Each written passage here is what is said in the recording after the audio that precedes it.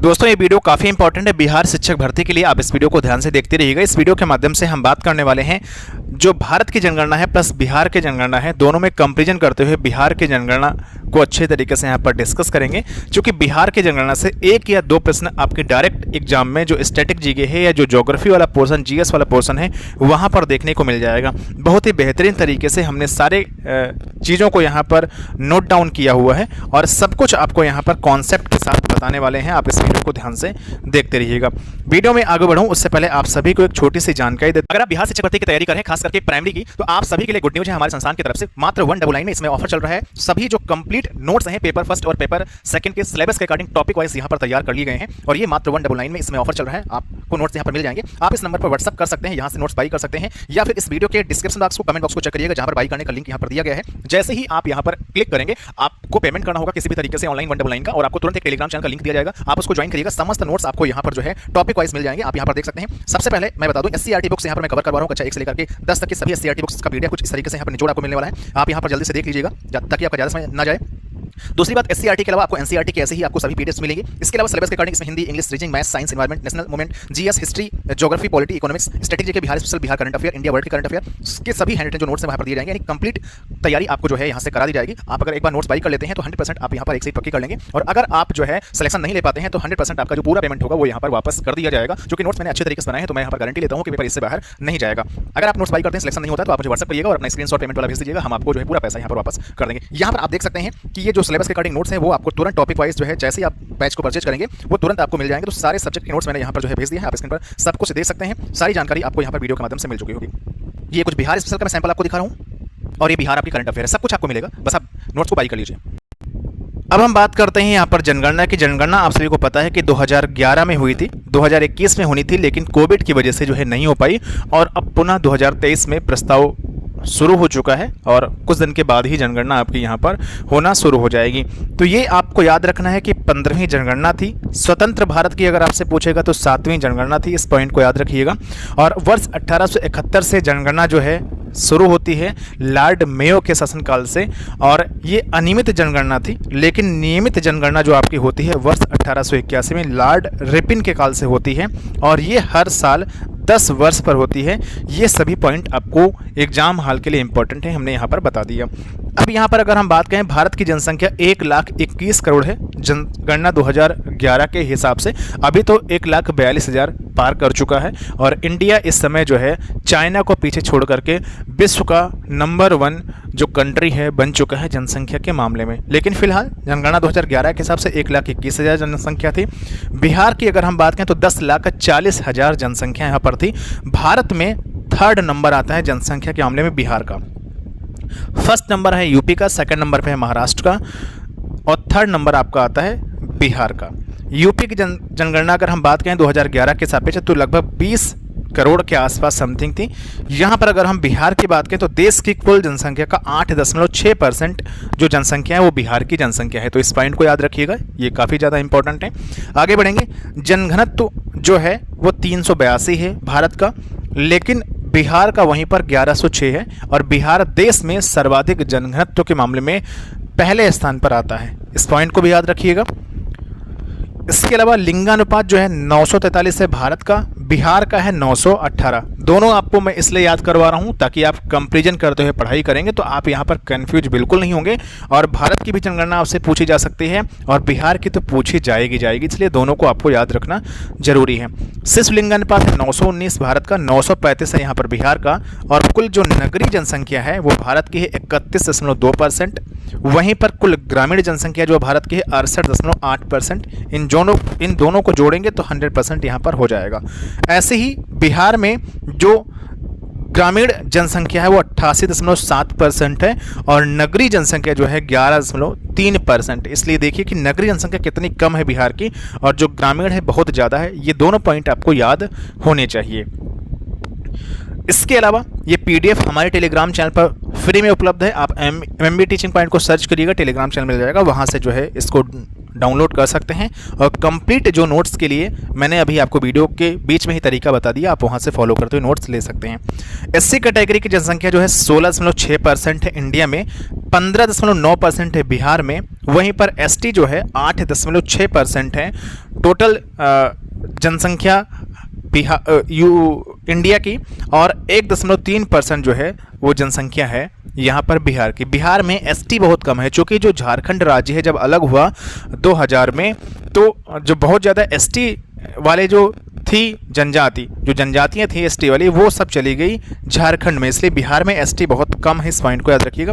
1.3% आपकी एसटी है और 15.9% आपकी यहाँ पर एससी है। इस पॉइंट को याद रखिएगा।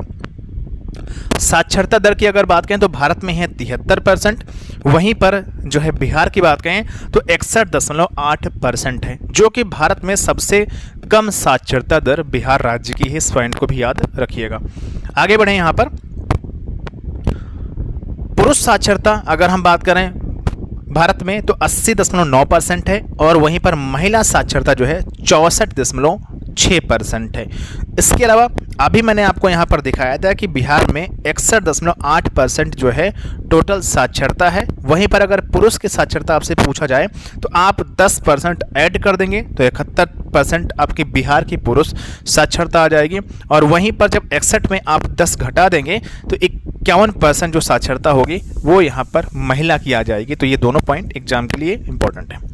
सर्वाधिक जनसंख्या पटना में है, फिर पूर्वी चंपारण में है, फिर आपके मुजफ्फरपुर में है, और पटना जो है बिहार की राजधानी भी है, इस वजह से जनसंख्या यहाँ पर ज़्यादा है। तो पटना आप याद रखेंगे। देखिए अगर आप 3-3 ना याद कर पाएँ, हालांकि मैंने 3-3 लिखा हुआ है, हो सकता है आपके एग्जाम में पूछा जा सकता है, लेकिन फिर भी मान के चल रहा हूँ कि आपको फर्स्ट नंबर वाला जो है वो याद होना चाहिए, जो कि फर्स्ट नंबर तो पूछा ही जाएगा। तो मैं फर्स्ट यहाँ पर पढ़ा देता हूँ, बाकी आप डाउनलोड करेंगे पीडीएफ, वहाँ से आप अच्छी तरीके से देख लेंगे। सर्वाधिक जनसंख्या जो है पटना की है। न्यूनतम जनसंख्या यानी सबसे कम जनसंख्या जो है शेखपुरा जिले की है। सर्वाधिक जो जनघनत्व है वो शिवहर जिले का है। शिवहर में 1880 जो है व्यक्ति 1 किलोमीटर के दायरे में यहाँ पर रहते हैं। 1 किलोमीटर के दायरे में निवास करने वाली जो जनसंख्या होती है वही उसका जनघनत्व कहलाती है। तो याद रखिएगा, शिवहर में 1880 जो है प्रति व्यक्ति प्रति किलोमीटर निवास करते हैं।